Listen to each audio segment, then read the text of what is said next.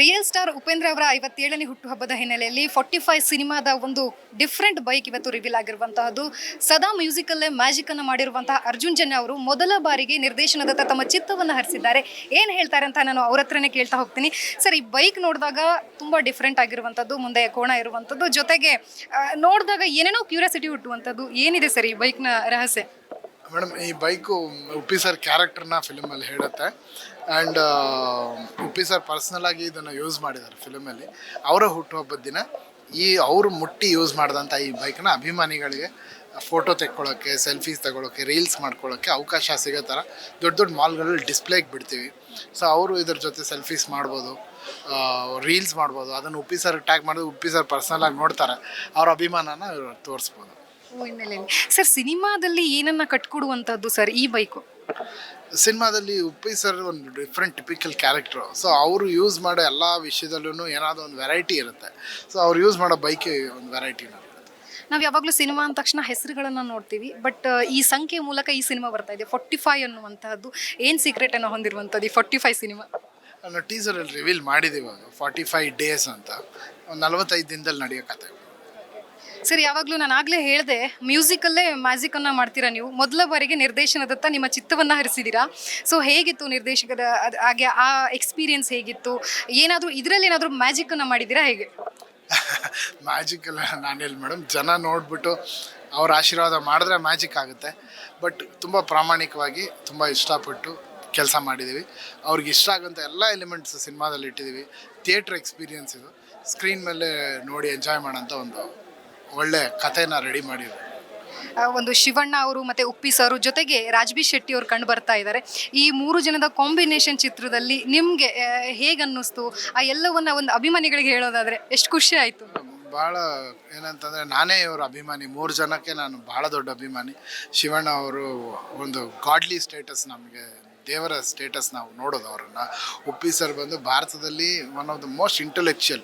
ಅವರ ಥರ ಯೋಚನೆ ಮಾಡೋಕ್ಕೆ ಇನ್ನೊಬ್ಬರನ್ನ ಪ್ಯಾರಲಾಗಿ ಇವತ್ತರೆಗೂ ನಾವು ಭಾರತದಲ್ಲಿ ನೋಡೋಕ್ಕೆ ಆಗಿಲ್ಲ. ರಾಜ್ಬಿ ಶೆಟ್ಟಿ ಅವರು ವೆರಿ ಚೂಸಿ, ವೆರಿ ಪರ್ಫೆಕ್ಷನಿಸ್ಟು. ಅವ್ರ ಕೆಲಸ 3 ಜನರದ್ದು ಒಂದೇ ಪ್ಯಾಟರ್ನ್, ಕೆಲಸ ಪರ್ಫೆಕ್ಟಾಗಿ ಮಾಡಬೇಕು. ಅಂಥ ಮಹಾನ್ ವ್ಯಕ್ತಿಗಳ ಜೊತೆ ನಾನು ಕೆಲಸ ಮಾಡೋದು ಭಾಳ ಖುಷಿ. ಸರ್, ಇನ್ನೇನು ಡಿಸೆಂಬರ್ 25ಕ್ಕೆ ಮೂವಿ ರಿಲೀಸ್ ಆಗ್ತಿದೆ. ಜೊತೆಗೆ ಅವತ್ತೇ ಮ್ಯಾಕ್ಸ್ ಸಿನಿಮಾ ಕೂಡ ಬರ್ತಾ ಇದೆ. ಎಲ್ಲ ಒಂದು ಕಡೆಗೆ ಕನ್ನಡ ಅಭಿಮಾನಿಗಳಿಗೆ ಗೊಂದಲಕ್ಕೆ ಸೃಷ್ಟಿ ಮಾಡ್ತಾ ಇದೆ. 2 ಸಿನಿಮಾಗಳು ಒಂದೇ ದಿನ ಬರ್ತಾ ಇರೋದ್ರಿಂದಾಗಿ. ಅದೇ ಹೇಳಿದ್ವಿ ಮೇಡಮ್, ನಮ್ಮ ಏನಿದೆ ಈ ಮಾರ್ಕ್ ಅಂತ ಹೇಳಿದ ತಕ್ಷಣ ಸುದೀಪ್ ಸರ್ ಹೆಸರು ಬರೋದು. ಸುದೀಪ್ ಸರ್ ಅಂತ ಹೇಳಿದ ತಕ್ಷಣ ಅರ್ಜುನ್ ಜನ್ಯ ಮಾಡಿದೆ ಸುದೀಪ್ ಸರ್. ಈ ಅರ್ಜುನ್ ಜನ್ಯ ಇವಾಗ ಮಾತಾಡ್ತಾ ಇದ್ದಾನೆ ಅಂತಂದರೆ ಅಲ್ಲೂ ಸುದೀಪ್ ಸರ್. ಸುದೀಪ್ ಸರಿಂದನೇ ನಾನು ಕಲ್ತಿರೋದು. ಡೈರೆಕ್ಟ್ರ್ ಆಗಿದ್ದೀನ, ಅದು ಸುದೀಪ್ ಸರ್. ಮ್ಯೂಸಿಕ್ ಮಾಡ್ತಾಯಿದ್ದೀನ, ಅದು ಸುದೀಪ್ ಸರಿಂದ. ಉಸಿರಾಡ್ತಾ ಇದ್ದೀನ, ಅದಕ್ಕೂ ಯಾವುದೋ ಒಂದು ಕಾರಣದಲ್ಲಿ ಅವರು ಬಹಳ ಮುಖ್ಯವಾಗಿ ನಿಲ್ತಾರೆ ನನ್ನ ಜೀವನ. ಅವ್ರ ಮನೇಲಿ ಊಟ ಮಾಡಿದ್ದೀನಿ ನಾನು. ಅವ್ರ ತಾಯಿ ನನಗೆ ಊಟ ಹಾಕಿದ್ರು. ಅವ್ರ ಮೇಲೆಲ್ಲ ಕಾಂಪಿಟೇಷನ್ ಮಾಡ್ತೀವಿ, ಅವ್ರ ಮೇಲೆ ಇದು ಮಾಡ್ತೀವಿ, ಅದೆಲ್ಲ ಇಟ್ ಇಸ್ ನಾಟ್ ರೈಟ್. ಆ ವರ್ಡ್ಸೇ ಯೂಸ್ ಮಾಡಬಾರ್ದು. ಇದು ಗೊತ್ತಿಲ್ಲದೆ ನನಗೆ ಆ 25th ಅವ್ರು ಮಾಡಿದ್ದಾರೆ ಅನ್ನೋದು ನನಗೆ ಆಗಲಿ ನನ್ನ ಪ್ರೊಡ್ಯೂಸರ್ಸ್ಗೆ ಗೊತ್ತಿರಲಿಲ್ಲ. ಆ್ಯಂಡ್ ಆಲ್ರೆಡಿ August 15th ಒಂದು ಡೇಟ್ ಅನೌನ್ಸ್ ಮಾಡಿದ್ವಿ. ಅದಾದಮೇಲೆ 25th ಅಂತ ಅನೌನ್ಸ್ ಮಾಡಿಬಿಟ್ಟಿದ್ದೀವಿ. ಈಗ ನನ್ನ ಸಿನಿಮಾದಲ್ಲಿ ನನ್ನನ್ನು ನಂಬಿ ಮಹಾನ್ ಲೆಜೆಂಡ್ಸ್ ಡೇಟ್ ಕೊಟ್ಟಿದ್ದಾರೆ. ಅವ್ರ ಕ್ರೆಡಿಬಿಲಿಟಿ ಇದೆ. ನಾನು ಇಷ್ಟ ಬಂದಂಗೆ ಡೇಟ್ ಚೇಂಜ್ ಮಾಡಿದ್ರೆ ಶಿವಣ್ಣನಿಗೆ ಏನು ಮರ್ಯಾದೆ ಇರುತ್ತೆ, ಉಪ್ಪಿ ಸರ್ಗೆ ಏನು ಮರ್ಯಾದೆ ಇರುತ್ತೆ, ರಾಜ್ಬಿ ಶೆಟ್ಟಿ ಅವ್ರಿಗೇನು. ಆ್ಯಂಡ್ ನನ್ನ ಪ್ರೊಡ್ಯೂಸರು ಒಂದೊಂದು ರೂಪಾಯಿನೂ ಬಂದಿರೋರು, ಗಾರೆ ಕೆಲಸ ಮಾಡ್ಕೊಂಡು ಬಂದು ಇದು ಕೋಟ್ಯಾಂತರ ರೂಪಾಯಿ ಈ ಫಿಲ್ಮ್ಗಾಗಿ. ಅವರು ಹಾಲಿಡೇಸ್ ನೋಡ್ತಾರೆ ದುಡ್ಡು ತೆಗಿಯೋದಕ್ಕೆ. ನಮಗೆ ಗೊತ್ತಿಲ್ಲದೆ ಆ ಡೇಟ್ ಹಾಕ್ಬಿಟ್ಟಿದ್ವಿ.